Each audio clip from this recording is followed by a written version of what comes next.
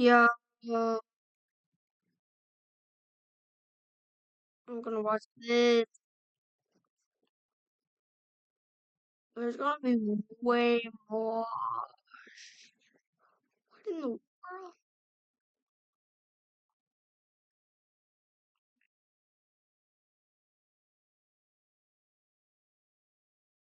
I'll watch that later.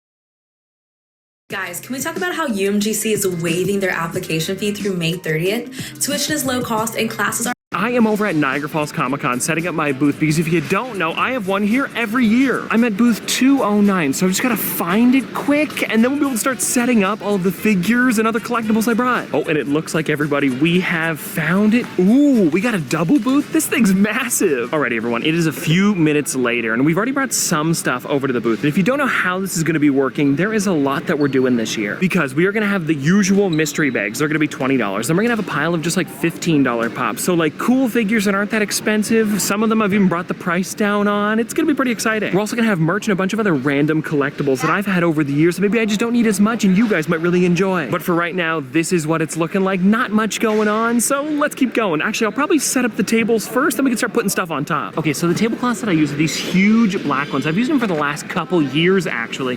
And look at this thing. They just make it look so much nicer. And the tables here are fine, but they're white, and I feel like the pops stand out way more on something like this. Oh, and would you look at this, everybody? They're also setting up Something, I don't know. And I don't care.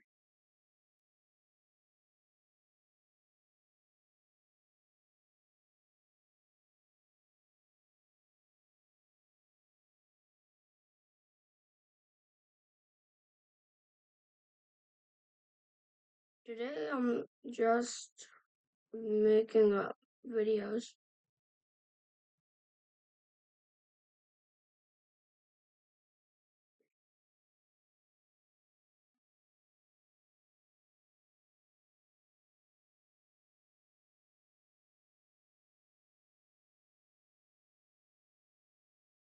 Yep,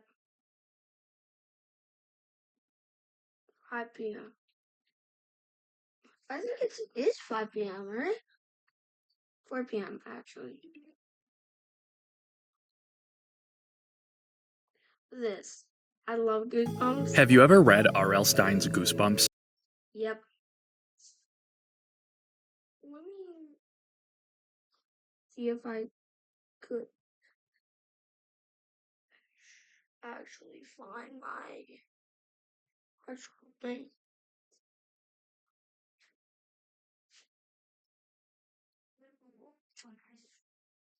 Sorry, don't know where she put it.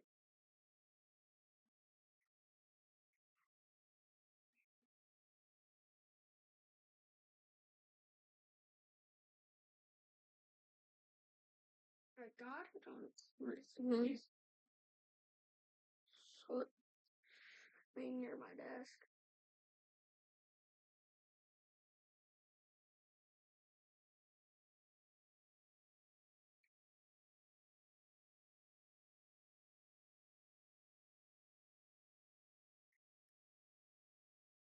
A bunch of Legos. I'm trying to find out what all stream up. Stories like The Haunted Mask, Hey, Night of the Living. Good book. Just trying to find my.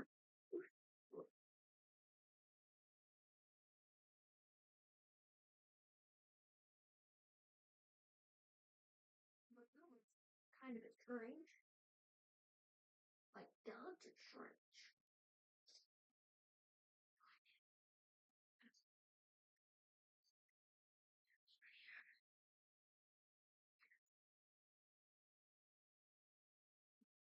It's in a box somewhere. Was in a tin.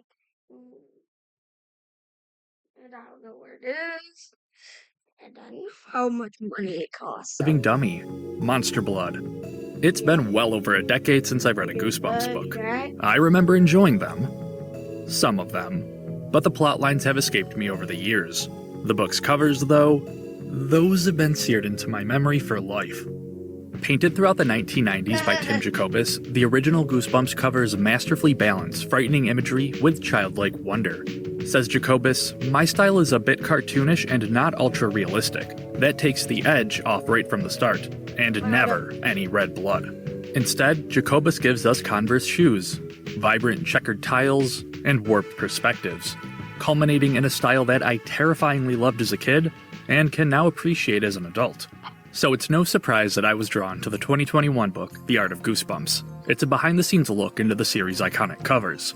I'm not sponsored by the book, just fascinated seeing rough drafts and alternate versions of these paintings. Like, the barking ghost originally had red blood dripping from its mouth, breaking one of Jacobus's own rules. And less gruesome, but you'd never know book 26 has a towel on the sink because the book's red slime border covers it up. As I flipped through The Art of Goosebumps, I learned some deep-cut trivia, but I did not anticipate the rabbit hole I'd fall down on page 194. This is a Goosebumps cover, alright, but not one I'd ever seen before. My elementary school didn't have the book, nor did my local library. Nobody had the book, because The Incredible Shrinking Fifth Grader was unpublished. Welcome to a tale of lawsuits and lost books. These are the Goosebumps stories that we never got to read.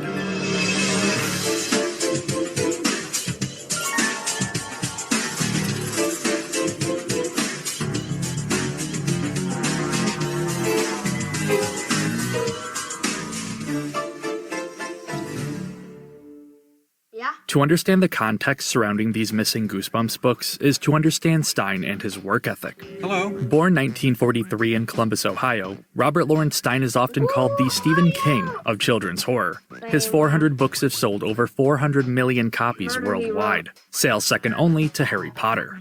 But long before Goosebumps, there were Giggles. For 30 years, Stine wrote almost exclusively humor magazines and joke books under the name Jovial Bob. He'd experiment with horror fiction here and there, but he wouldn't commit to scares until his 1986 teen horror novel, Blind Date. I told myself, forget the funny stuff, kids like to be scared. Transitioning to the horror genre saw great success for Stine, and greater success for his book packager, Parachute Press, the company that his wife, Jane Waldorn, co-founded just a few years prior. Parachute struck gold in 1989 when they began creating Stine's Fear Street series, one of the best-selling young adult series in history. High off success, it wasn't long before Parachute encouraged Stine to write scary stories for an untapped market: 8 to 12-year-olds.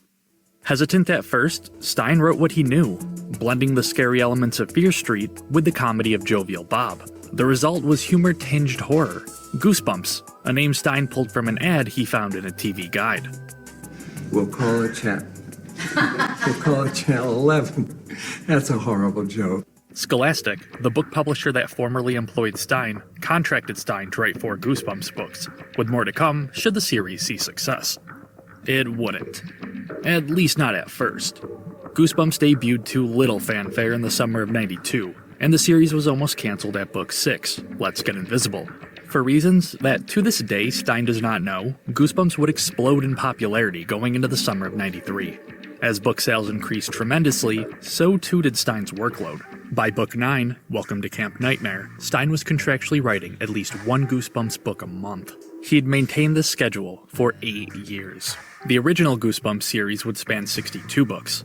The darker and scarier follow-up, Series 2000, 25 books. And the various spin-off series would accumulate over 50 books. At its peak in the mid-90s, the franchise was selling 4 million books a month, responsible for 15% of Scholastic's annual revenue. Stine was able to meet this demand due to his ability to write a single Goosebumps novel, around 120 pages, in just under 10 days. Or so the story goes. Much like book 19, Stine would soon find himself in deep trouble. I love that joke. This is kind of relaxing. In that show, one episode I love. On February 1st, 1999, Scholastic filed a lawsuit against Parachute. The suit alleged that Stine breached his contract, hiring ghostwriters to write many of the, then 100-plus, Goosebumps books. This would have violated Stine's agreement that he'd be the sole writer of every main series book, aka the original series and Series 2000. Scholastic said yes, Stein was the sole author of books 1 through 16. But starting with book 17, Why I'm Afraid of Bees, Stein allegedly began employing freelance writers. These nameless authors, according to Scholastic, were making the majority of creative decisions in the Goosebumps books, a catalyst of the series' declining popularity, which was now selling a comparatively low 200,000 copies a month. Stein refuted using ghostwriters, claiming that freelancers would, at most, create detailed outlines for his books. Footnote: in the years following the lawsuit, several Goosebumps ghostwriters would actually reveal themselves, though they are linked to spin-off books outside the main series, so well within the terms of Stein's contract. Back in '99, tensions between Parachute and Scholastic were at an all-time high. The two spent the latter half of the '90s playing tug-of-war over Goosebumps. See, both companies owned only certain aspects of the franchise, and Parachute felt they got the short end of the stick, unable to capitalize off the franchise's success. Parachute responded to the Ghostwriter lawsuit with a suit of their own, seeking from Scholastic over $36 million in financial reparation. As these court battles played out, Stein's contract with Scholastic expired and was not renewed for the new millennium, meaning only one Goosebumps Series 2000 book was actually published in 2000. Business deals, such as a planned movie directed by Tim Burton, came to a halt, and all upcoming books were cancelled. But it won't be long before Goosebumps books disappear. When it comes to lost literature, Goosebumps is a unique case. Thanks to its fast-paced monthly release schedule, each piece of cover art was created while its respective book was still being written. Artists were given only a short description to go off. Sometimes, the story would be completed before the art. Such was the case with A Night in Terror Tower. A tight deadline required Jacobus to crunch, creating the cover in a 30-hour painting marathon. Other times, the art would be completed before the story. The barbecue scene depicted on the cover of Say Cheese and Die was not originally in the book. It was just a scene Jacobus conjured up. Per last-minute demands from Scholastic, Stein shoehorned the skeleton barbecue into the book, though as a dream sequence. It's because of this relationship between the stories and covers that we get insight into the unpublished Goosebumps books. Prior to Stein's departure from Scholastic in the late 90s, Jacobus painted Lefty, Righty, and Slim, the three-headed Goosebumps mascot, riding in a car. The illustrations linked to a cancelled book in the shortest-lived Goosebumps series, Triple Header, a 3 stories in 1 type book. Only 2 Triple Header books made it to publication, with the third being canned due to Stein's contract expiring. Though he did start writing the book, per an interview with Goosebumps fan site, The Bumps. The Bumps is its own mini rabbit hole. It was operated in the late 90s by an 11-year-old Brian Stelter, CNN's chief media correspondent, and a 12-year-old Blake Ross, the co-creator of Mozilla Firefox. Whoa. A second unused cover, this one illustrated by Craig White, was for the cancelled 43rd entry in the Give Yourself Goosebumps series. This choose-your-own-adventure line of books also came to an abrupt end due to the Scholastic fallout. The plot and title of Book 43 are lost to time, though given the monster penguins and pixelated mountains, fans believe it may have involved an Antarctica-based virtual reality game. One unpublished book that is not shrouded in mystery, however, is The Incredible Shrinking Fifth Grader. This novel would have been the 26th in the Goosebumps Series 2000, had it made it to print. While it's unclear exactly how much of The Incredible Shrinking Fifth Grader Stein actually wrote, he would repurpose the story for a standalone 2001 novel, The Adventures of Shrinkman. This version of the story retains the scene depicted on the original cover, where the 5th grade protagonist gets attacked by a white lab rat. So Book 26 lived on. But here's the thing. Goosebumps Series 2000 was supposed to be 40 books. That leaves 14 more unaccounted. Some readers have speculated that a few more of Stein's standalone novels were originally Goosebumps books, but there is little evidence backing up these claims. The most we know, with relative certainty, comes from this snippet in The Art of Goosebumps, stating that Book 27 was to be titled When the Snake Bites, though no story or artwork was created. It sounds almost backwards that the name exists, yet no story, but that's just how Stein works. He comes up with an interesting title, then writes the book. For me, it's really important. I get the title first. If I have a story and no title, I throw it out. For example, Stein sat on the title Brain Juice for over a year and a half, unable to think of a plot. The eventual story would end up becoming one of his, and his marketing team's, personal favorites.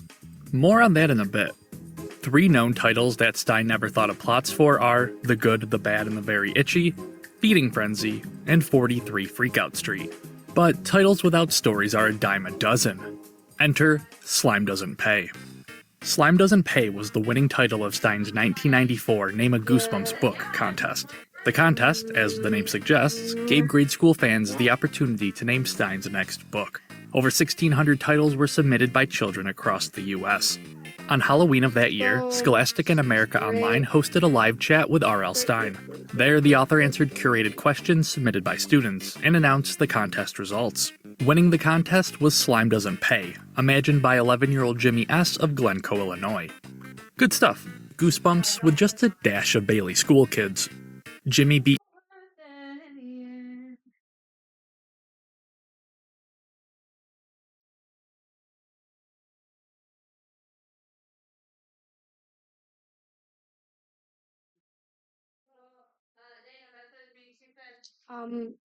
beat titles such as Scream Cheese, Frog's Breath Can Kill You, and The Grim Reaper Lives in My Locker. Within a week, the Chicago Tribune reported that Slime Doesn't Pay was set to adorn the cover of Stein's next book. It never happened. There is no Goosebumps book called Slime Doesn't Pay. In an alternate universe where Stein actually wrote the book in late '94, it would have been on store shelves in the summer of '95. That puts it somewhere between The Barking Ghost and A Shocker on Shock Street in the original series timeline. Nearly 20 years later, Stein hosted a Reddit Ask Me Anything. There, Jimmy S.'s brother asked Stein why the book never released. Unfortunately, the question went unanswered, and it's unknown how much of the story, if any, was written. A few years after Stein didn't pay, in the fall of '98, a second Name a Goosebumps contest was held. This time around, Parachute and General Mills partnered up to sponsor the Brain Juice Terrifying Title contest. The premise was similar to the first. Submit a scary original Goosebumps book title, and Stein might just turn it into a story. To ensure this one would, get written, Stein promised to visit the contest winner's school and write the story in person. The catch being, it would be a short story, not a full-fledged novel. Cue thousands of submissions, all competing for Stein's attention. Some maybe a little too much. Stein's favorite would come from Braden G., a 10-year-old aspiring author in Lacona, Iowa. Braden would be declared the winner in October '98 with his honestly great title, Dead Dogs Still Fetch. Stein headed from New York City to Braden's small town and collaborated with the children to write the story. The specifics of the finished story are lost to time, though small details remain thanks to an Iowa newspaper. We know it featured 2 kids, a skeleton, a skull, and a dog that liked to play fetch inside a graveyard. So, guess what? While I was editing this very section of the video, Dead Dogs Still Fetch was found. PointHorror.com worked with Braden G in tracking down the story. And best of all, it survives not through text, but through video. First, we need 2 kids' names. Braden and Jessica have a black lab. The dog's name, we need a good name for the dog. Seth for a dog? No, the dog's name is Seth. I have to pee. That's the end of chapter 4. Chapter 5, because Seth is a dead dog. Let's see, dead dogs still fetch. We did it. All right. I've linked both Point Horror's recap of the story and the footage in the description. Dead Dogs Still Fetch joins other obscure Goosebumps literature that's surfaced, like a Goosebumps story exclusive to TV Guide, We've Come Full Circle, and an unproduced Welcome to Dead House screenplay written sometime in the mid to late 90s by Night of the Living Dead creator George A. Romero. That could have been a thing. Around the same time the screenplay was written, Goosebumps would see another unpublished book, this one being a part of the Goosebumps Presents series. These were books based on episodes of the Goosebumps TV series. So books based on a show based on books. Advertised on the back cover of the 18th book, Revenge of the Lawn Gnomes, was the 19th book, The Blob That Ate Everyone, though it never got finished, but not because of the lawsuit. Rather, Stein suggesting his and/or his alleged ghostwriter's time was spent better elsewhere, like hosting yet another Help Stein Write a Goosebumps book contest. But worry not, this resulted in the very much published I'm Your Evil Twin. With only 1/3 of episodes getting a companion book, Goosebumps Presents came to an early end. Speaking of endings, I've saved the best for last. Following Stein and Scholastic's breakup, Goosebumps needed a new home. Answering the call, HarperCollins Children's Books, a familiar face that published Stein's 1999 short story collection, Nightmare Hour. In a HarperCollins press release dated January 2000, Stein's next project was announced. Goosebumps Gold is planned as a limited series of 12 books for a new generation of Goosebumps fans. Stein told Newsweek, "Somehow I still have a few more stories to tell." An extensive marketing campaign, dubbed the Year of Horror, would have Stein host live chats, discuss stories in progress, and provide fans the opportunity to star in future books. Exciting stuff. They even got Jacobus on board, returning not only as cover artist, but given the monstrous task of reinventing the Goosebumps logo. Designed in 1991 by Scholastic graphic designer Holly Rubin, the classic slimy logo saw little change for a decade.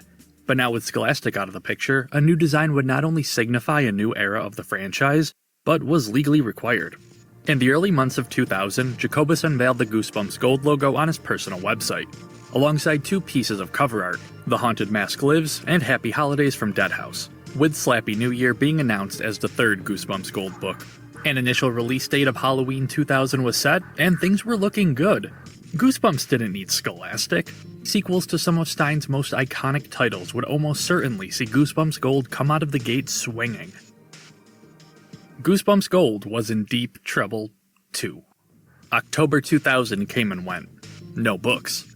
Confused, Jacobus updated his website, changing Gold's release date to a vague 2001.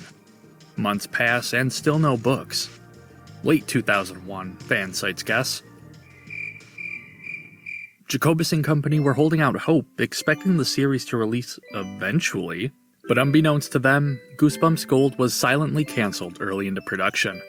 Though not before all 12 books were given International Standard Book Numbers, ISBNs, meaning we're able to peek at official Amazon listings for some of the Gold books. But obviously, trying to purchase is impossible, as it would come to light that no Goosebumps Gold stories made it past the outline stage. While it's unknown exactly why the series was scrapped, conversations tend towards licensing issues. A shiny new logo may not have been enough. There's also the possibility that Stein and HarperCollins were simply too busy with a different project, The Nightmare Room, a book and TV show anthology horror series. Stein held on to that Slappy New Year title for 9 years, finally using it for an unrelated November 2010 book. And The Haunted Mask Lives, according to a tweet by Stein, became his 2008 novel, The Scream of the Haunted Mask. In 2018, the original mock-up book cover surfaced on eBay. Signed by both Jacobus and Stein, this is the only known physical piece of Goosebumps Gold in existence. Sadly, Happy Holidays from Deadhouse and the 9 remaining That's nice.